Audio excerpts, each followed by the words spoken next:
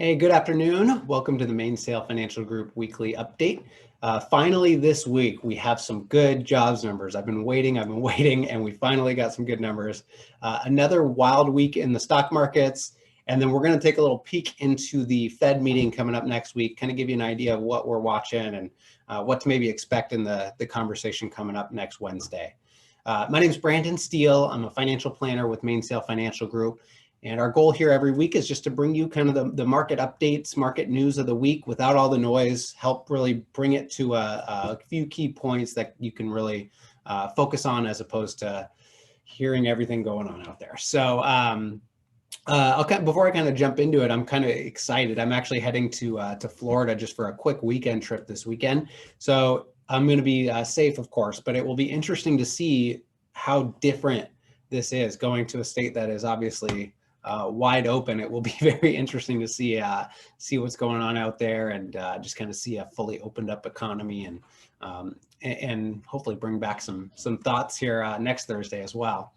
So going back to last week we had non-farm payrolls come out. And again, I'm so happy to say that we finally had some good jobs numbers. So non-farm payrolls came out. It was 379,000 jobs added in the month of February. So this was awesome to see. The expectations, I think, were around 210,000. And for those who saw last week, the ADP employment numbers that came out earlier in the week were pretty disappointing. So this was a very good thing, good sign, very good thing to see some jobs moving forward.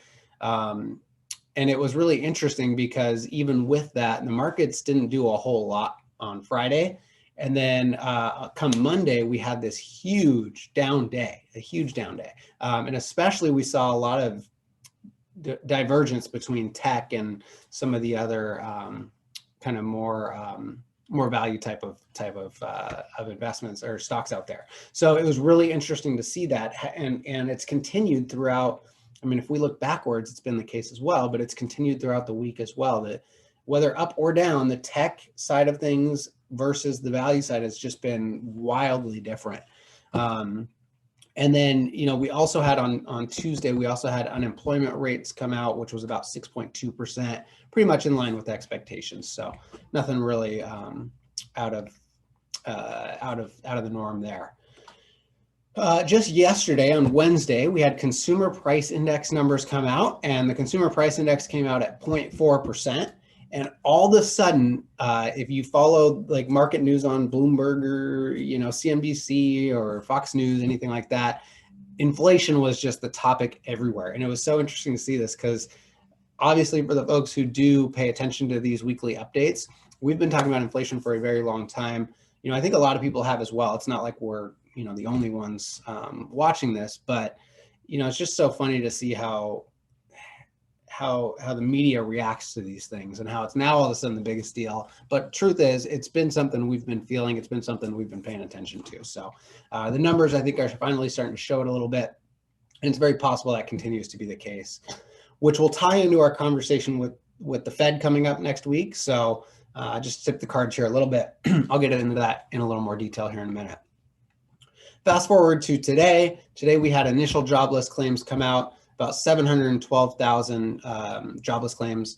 So a little better than where we have been the last few weeks, a little bit better than expectations, but nothing too great there. And probably the biggest thing was that the stimulus bill was actually signed today by President Biden. So I'm also going to talk about that in our question of the week, but there are some things to think about from a planning perspective with the stimulus bill, and also might be why we saw the markets kind of pick up today with $2 trillion coming back into the economy here soon. And in fact, today we saw tech actually really take another big swing to the upside. So that was kind of all that we watched today. I mean, it was a lot, honestly. We had jobs, we had a lot of divergence between tech and more value type of companies. And then we had, some of the consumer price index numbers come out a little more than expected. And then as we look into next week, we have retail sales, housing starts, and of course, as I mentioned, Fed Chair Powell is going to be speaking next week after the meeting. So I think that's the biggest thing that I'm watching next week. Certainly something we'll be talking about next Thursday at 3. And to maybe give you a little thought into what we expect, I guess, as that comes out. I think it's important to maybe look backwards first. And I think the Fed has really kind of drank the juice, so to speak, right? They've really given in to all these kind of outside pressures that, to be honest with you, may not typically be in their kind of purview. And now they're kind of hooked. Like, they seem to be scared to wean off some of the programs. They seem to be scared to slow down on some of the bond buying. And I think that really it's only creating a larger issue the longer that this goes. Their mandate is around inflation and employment numbers. But you hear them talk a lot about markets. And so it's just very interesting to hear that, that discrepancy behind what they should be doing and what they kind of are doing. But I think it's going to be really difficult when the time comes to actually unwind some of these programs. The interest rates rising last week and to some degree into this week as well is a really good example. All the frothiness with all this crazy stuff around, GameStop and SPACs and all these different things going on, I think is maybe a good example as well.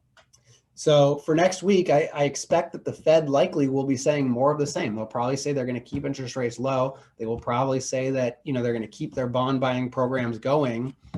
But, it's really important to kind of pay attention to what's said between the lines and see if there are any hints at how they may start to unwind this, or if they start to kind of tip the cards a little bit to point in the direction of unwinding some of this. So really pay attention to kind of what's said in between the lines. I don't expect a whole lot of anything new, although, maybe it could be argued that they should start doing something. It will be interesting to see what happens next week.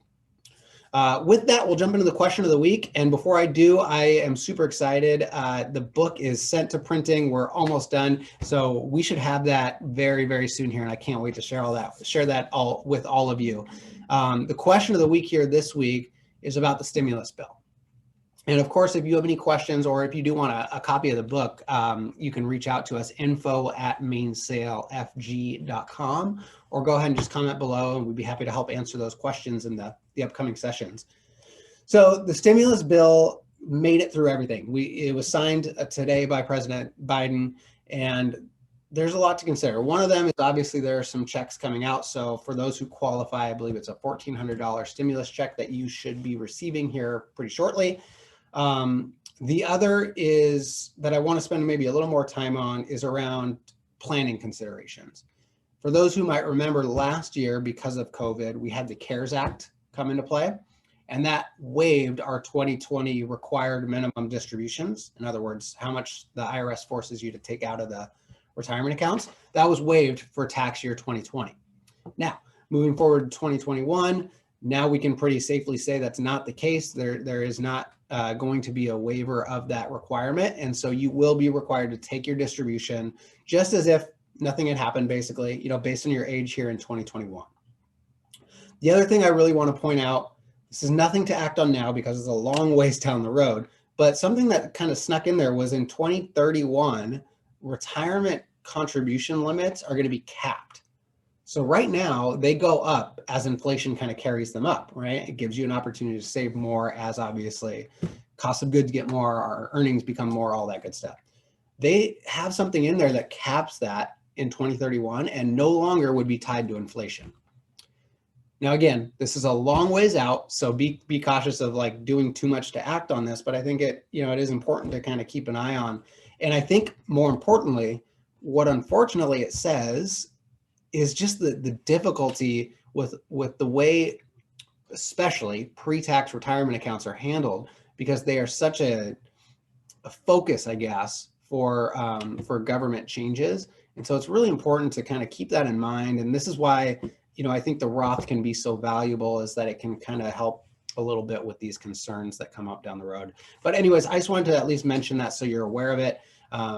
The other thing is that also in the CARES Act last year, there was a little flexibility on taking money out of retirement accounts for COVID-related matters. That is not the case this year. I think they do have something in there for natural disaster type of situations, but not for COVID specifically. So I hope that's helpful. Again, pay attention. Next week is going to be big. We've got Fed Chair Powell coming up. For those who remember, this is kind of when all this interest rate spike and the stock market drop had all kind of come into play. Was